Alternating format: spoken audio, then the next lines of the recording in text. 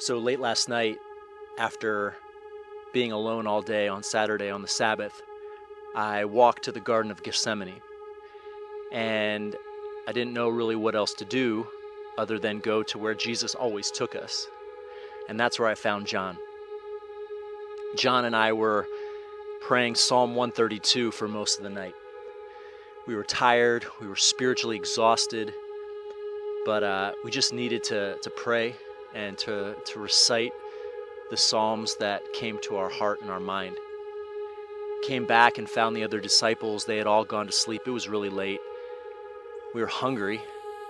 And so we found some bread and we sat at the table, and John broke it, and we both just looked at each other and wept. It was the first time that we had had bread since Passover. We went to bed, and the next thing I know, I hear banging on the door, and I was like, what is going on? And it was Mary. It was Mary just shouting, Peter, Peter, wake up, wake up. And I was like, woman, it is the crack of dawn. Like, what are you doing? And I was like, go away. And bang, bang, bang. She just kept banging on the door. Wake up, Peter, wake up, John. And eventually I was just like, all right, this woman is going to get us into trouble. I mean, the Romans were still all around the city, and the religious leaders surely would have arrested us and brought us before trial. So I quickly went to the door and I said, what is going on? And she said, Peter, I have seen the Lord. And I was like, rubbing the stuff out of my eyes. I said, what, we've seen who? She goes, I've seen the Lord, Peter. And I hear Thomas in the back saying, send her away, Peter. She's crazy. I even heard Simon say, go back to bed. And I looked out of the corner of my eye, and here comes John. And John's like, what's going on? And I said, I don't know. And Mary goes, I've seen the Lord. Third time. John immediately starts putting his clothes on. And I was like, what are you doing? He goes, I got to go see. And so the next thing I know, we're both just running. We're running through the streets. And the sun has just come up, and the sun is beating down on us. And I felt like I was running like I was a kid.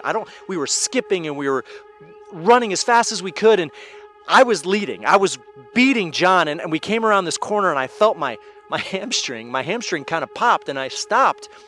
I thought I'd injured myself, and John goes flying by me. I'm sure one day they'll probably say he beat me, but my hamstring. We get to the garden, and John had already gone in because the stone had been rolled away.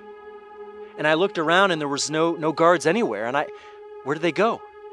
And so I just slowly made it up to the tomb, and I walked in, and there was John on his knees with his hands out. And I looked over onto the stone, and there were the linen cloth and the face cloth that had been folded and put in place. And I looked, and Jesus was nowhere to be found. And I went back outside, and I looked around. There was nobody there. I went back in, and John was like, I got to go back. I got to go back to tell the others.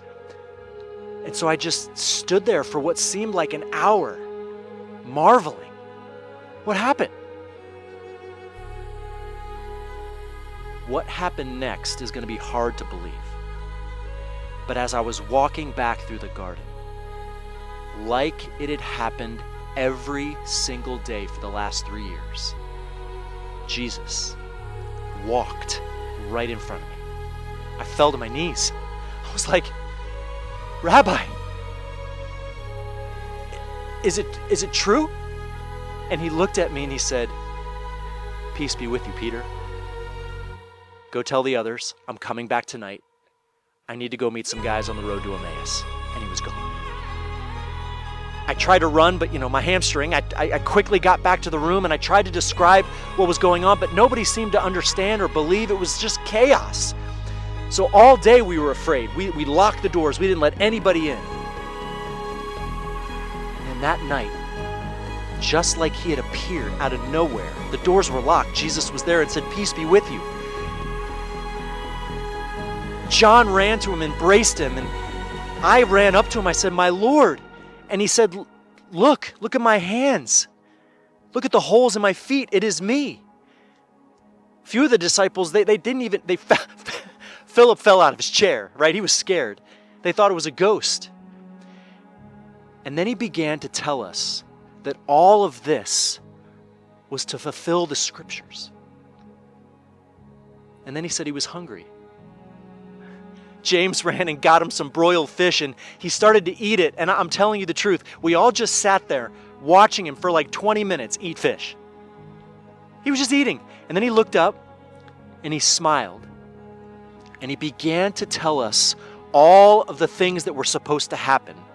His life, his death, his burial, and then his resurrection. And it was like everything began to just become clear, and my eyes began to open, my heart began to see for the very first time, and I wept because I was like, Peter, why in the world did you try to get in the way of the plan?